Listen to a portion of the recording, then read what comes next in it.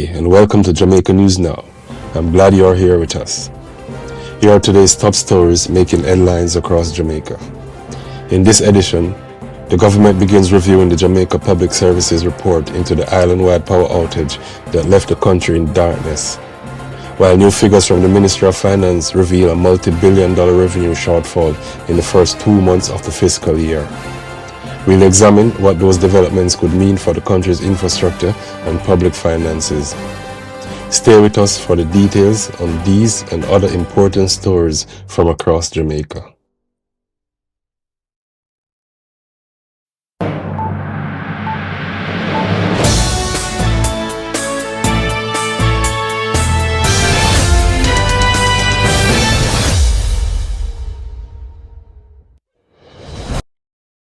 A major search operation is underway off Telfer Beach in Yallas, St. Thomas, after a student was reportedly swept away by strong sea currents Wednesday afternoon.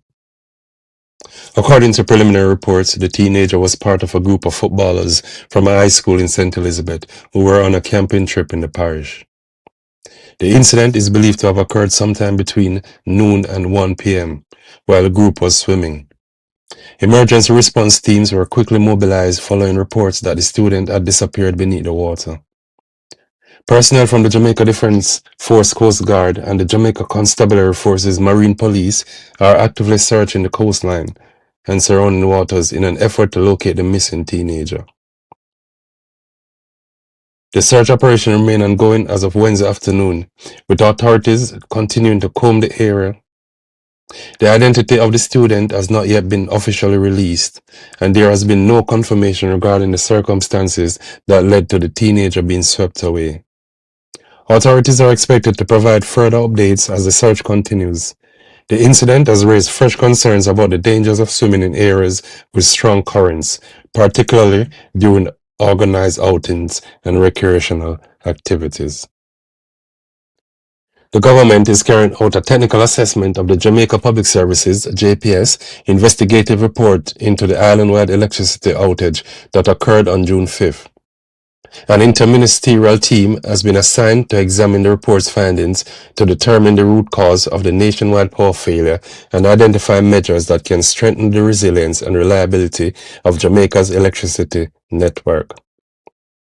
The review forms part of the government's response to one of the country's most significant recent disruptions to essential services.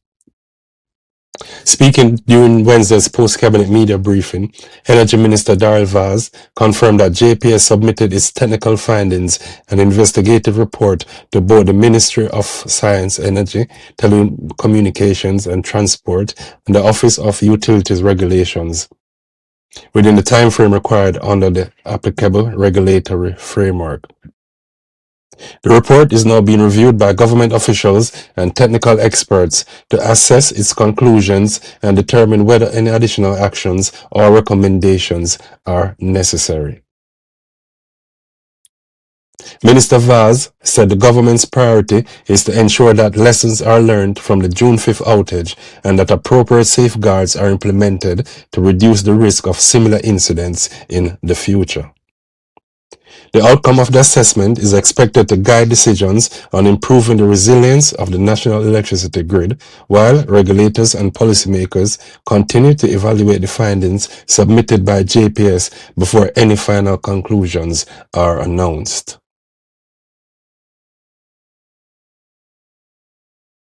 Defense attorneys representing Ann Panton, the sole accused in the multi-billion-dollar fraud case involving Stocks and Securities Limited, SSL, are expected to make a renewed application for bail when the matter returns to the Supreme Court on December 10th. The date was set during Wednesday's court hearing before Supreme Court Judge Justice Simone Wolfe-Rees, as legal proceedings continue in one of Jamaica's most closely watched financial crime cases. During the hearing, Justice Wolfe-Rees also scheduled February 10, 2027 as the start date for Panton's trial. Panton has remained before the courts in connection with allegations arising from the massive fraud uncovered at SSL, a scandal that triggered widespread concern among investors and prompted multiple regulatory and criminal investigations into the investment firm. The upcoming December hearing will focus on the defense's fresh bid to secure bail ahead of the trial. The court's decision could determine whether Panton remains in custody or is granted release under specified conditions while awaiting trial. The case continues to attract significant public attention because of the scale of the alleged fraud and its impact on clients, financial institutions, and confidence in Jamaica's investment sector. Former People's National Party, PNP, councillor for the Savannah Mar division in Westmoreland, Julian Chang, has reportedly officially joined the ruling Jamaica Labour Party, JLP. It is understood that Chang's membership was formally approved on Tuesday night during a meeting of JLP's standing committee at the party's Belmont Road headquarters in St. Andrew, marking a significant political shift in Westmoreland. Chang previously served as a PNP councillor representing the Savannah-Lamar division, and the reported move to the governing party is expected to generate considerable political interest, particularly in Westmoreland, where both major political parties have traditionally competed closely for support. The approval of her membership by the JLP Standing Committee represents the final stage of her transition to the party.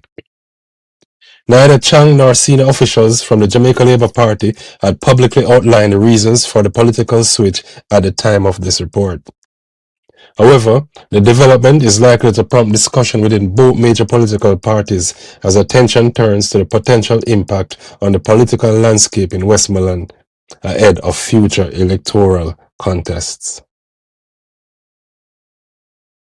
A 23-year-old police constable accused of abducting and raping a woman he allegedly met through the social media platform TikTok was granted bail when he appeared in St. Catherine Parish Court on Wednesday. The officer was offered bail in the sum of $500,000 on charges of rape and abduction. The court also imposed strict reporting conditions as part of the bail arrangement. The bail application was made by King's Counsel Peter Champini, who argued before the court that the sexual encounter between the accused and the complainant was consensual. The defense maintained that the allegations did not justify the continued detention of the constable and sought his release pending trial. The accused is expected to comply with the court's reporting requirements and any other conditions attached to his bail while the case proceeds through the justice system. The allegations remain before the court and no findings have been made regarding the charges.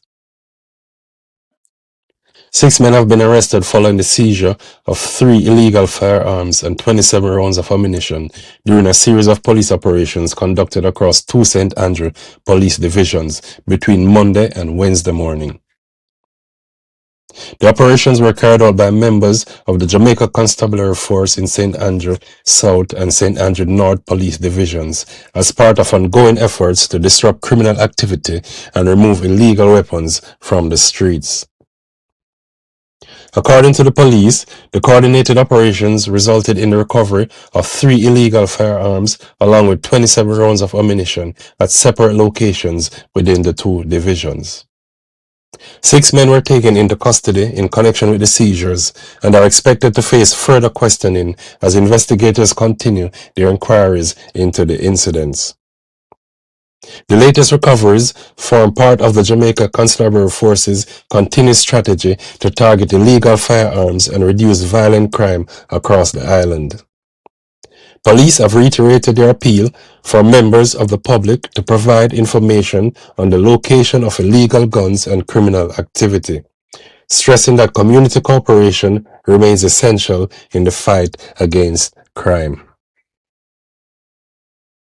The government collected significantly less revenue than projected during the first 2 months of the 2026-27 fiscal year, according to the Ministry of Finance. Between April and May, total revenue and grants amounted to $172.1 billion, falling short of budget estimates of $20.4 billion. The largest contributor to the shortfall was tax revenue, which came in approximately $22 billion below the amount originally forecast. In response, to the lower than expected revenue, the government reduced its expenditure during the same period. Ministry figures show that total spending between April and May amounted to $191.8 billion, representing $12.1 billion or 5.9% below the approved budget.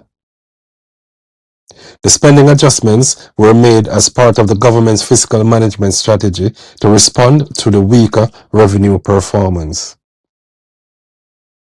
The latest fiscal figures underscore the challenges facing public finances at the start of the new financial year.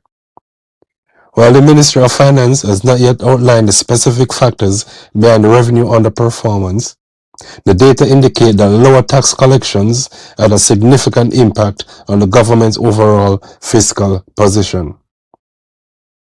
Officials are expected to continue monitoring revenue trends and expenditure levels as the fiscal year progresses. Thank you for making us part of your day and for trusting us to bring you factual, balanced, and up-to-date coverage of the stories that matter most to Jamaica and Jamaicans around the world. If you found this report informative, please give this video a thumbs up, subscribe to Jamaica News Now, and turn on notifications so you never miss a breaking story or major national development. We also want to hear from you. Share your thoughts on today's headlines in the comments below. Which story do you think will have the biggest impact on Jamaica? Thank you for watching. Stay safe and take care of one another. And join us again for the latest breaking news and in-depth reports from across the island. Good night and God bless Jamaica. Subscribe today, turn on notifications, and never miss the stories that matter most. Jamaica News Now, your island, your news, right now.